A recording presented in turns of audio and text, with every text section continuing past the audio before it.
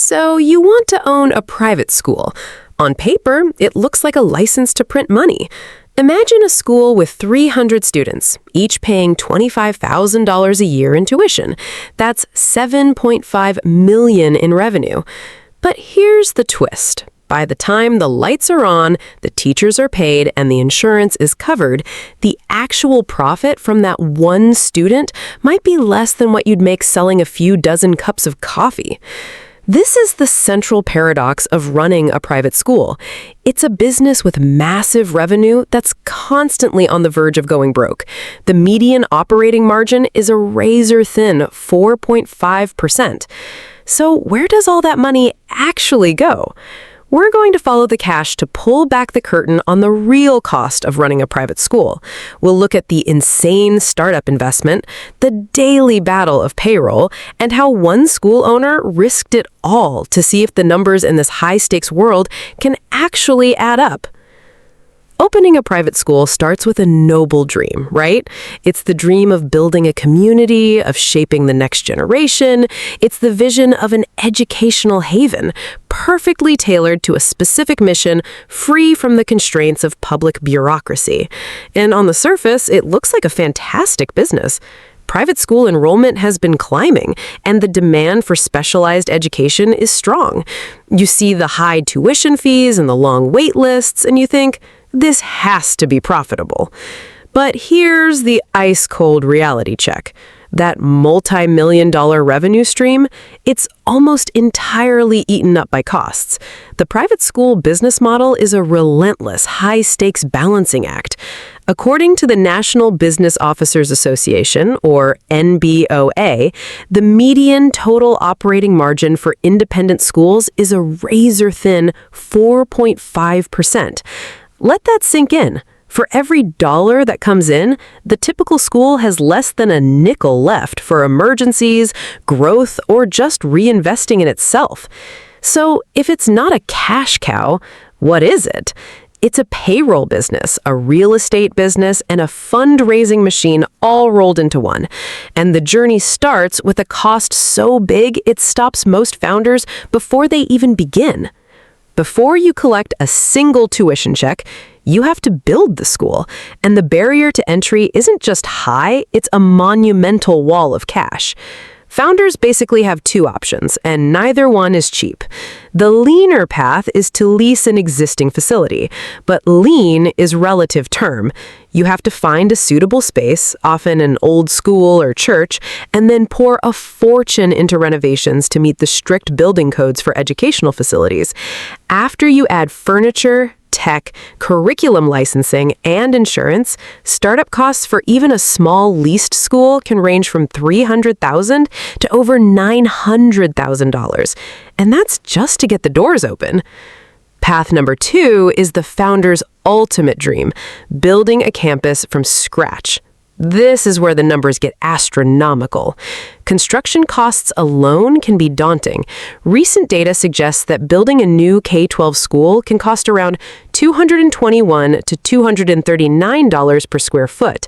A modest 50,000 square foot facility could therefore cost over $11 million just for the construction, and that's before you buy the land or pay the architects. But the sneakiest cost, the one that sinks so many new schools, isn't the building. It's the working capital. You have to hire teachers on year-long contracts before you have a full roster of students. You need enough cash in the bank to cover a full year of payroll and rent while enrollment slowly trickles in. One financial model for a new school estimated this pre-opening cash burn can be as much as $1 million on top of all other capital expenses. This is the financial valley of death, where promising schools go to die. They get the building, but run out of money to pay the people inside it. If you somehow survived the startup phase, welcome to the main event, the relentless daily grind of operating costs. This is where the economics of a private school truly reveal themselves. The single biggest line item, the undisputed king of all expenses, is payroll. Some benchmarks suggest salaries and benefits can consume between 70 and even up to 85% of a school's entire operating budget. And that isn't just teachers. It's administrators, counselors, nurses, IT staff, maintenance crews, and admissions officers. Let's put that in perspective. A small school with 150 students might need 12 teachers to keep class sizes small. If the average total compensation for a teacher is a modest $75,000, that's $900,000 right there. Now add a head of school, a business manager, and a few support staff, your annual payroll can easily soar past $1.2 million before you've paid for a single textbook. Next comes the facility itself. Whether you have a mortgage or a lease, that's a huge fixed cost. But the hidden killer is deferred maintenance. Buildings get old, roofs leak, HVAC systems fail. A common rule of thumb is that a school should set aside about 2% of its operating budget each year just for future maintenance. For a school with a $4 million budget, that's $80,000 a year that needs to be saved, not spent. Fail to do this, and you're just setting yourself up for a multi-million-dollar crisis down the road.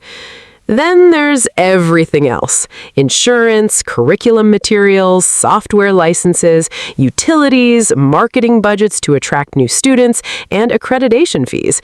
It is a constant, torrential outflow of cash. The revenue from tuition might seem high, but the expenses are a tidal wave that threatens to swamp the entire operation. So what really happens to that $25,000 tuition check? This is where we uncover the core math problem of the private school business model. The sticker price is not what the school gets to keep. Let's look at the hard data from NBOA, which surveys hundreds of schools. The median total operating expense to educate a single student for 1 year was $33,834. Now, compare that to the income. The median net tuition and fees collected per student was only $25,528. That's a median gap of $6,968 per student. For the median school, every single student who walks through the door represents an operating deficit of nearly $7,000 that has to be filled by other means. This doesn't mean the school is losing money, but it does mean tuition doesn't cover the cost of the education. Why is the net tuition so much lower? The primary reason is financial aid. To build a diverse, talented student body, schools offer significant tuition discounts. According to the National Association of Independent Schools, or NAIS, for the 2025-26 school year, 26.4% of students received need-based financial aid. The median grant for those students was a substantial $22,308. That means for over a quarter of their students, schools are collecting just a fraction of the sticker price. This is a strategic necessity, but it puts immense pressure on the budget. In fact, NBOA analysis shows that schools running a deficit often have higher sticker prices, but also offer larger discounts than schools running a surplus. This is the tightrope walk of private school finance. You have to charge enough to signal quality, but discount enough to fill your classrooms, and every empty seat is a disaster because the costs, especially payroll, are fixed. So if you're finding this breakdown of the real economics valuable, take a second to hit that subscribe button. We pull back the curtain on the finances of all kinds of businesses, from coffee shops to, well, private schools. Your support helps us make more deep dives just like this one. So if tuition doesn't cover the costs, how do these schools stay in business? This is where they pull the escape hatch, the part of the business model that isn't about tuition at all. It's about generating non-tuition revenue. The first lever is ancillary programs. A school's campus is a valuable asset that often sits empty during evenings, weekends, and all summer. Smart schools turn this downtime into dollars. Summer camps are a classic example, generating significant revenue by using existing facilities. Other streams include renting out athletic fields or auditoriums, offering paid after-school programs, or creating special academic workshops. The second, and arguably more critical lever, is philanthropy. For most nonprofit private schools, fundraising is not just for nice extras. It is a fundamental part of the operating budget. It's the primary tool for closing that nearly $7,000 per student gap. This happens in a few ways. The annual fund is a yearly campaign that asks parents and alumni for donations to cover immediate operating expenses. It's the financial equivalent of plugging holes in a leaky bucket. Then there are capital campaigns. These are massive, multi-year fundraising efforts to pay for big-ticket items like a new science wing or a performing arts center. This is how schools afford to grow and modernize without taking on crippling debt. Finally, there's the holy grail of school finance, the endowment. This is a large investment fund built from major donations over decades, where the school only spends the investment returns. A large endowment can provide a steady stream of income to fund financial aid and support teacher salaries. However, very few schools have endowments large enough to be transformative. For schools with endowments under $10 million, the fund might only cover 1.4% of the entire operating budget, leaving them almost entirely dependent on tuition and annual giving to survive. Let's bring this all together with the story of a founder. Imagine a woman. Let's call her Sarah, a veteran teacher who is passionate about a new way of learning. She decides to take the plunge. First comes the capital.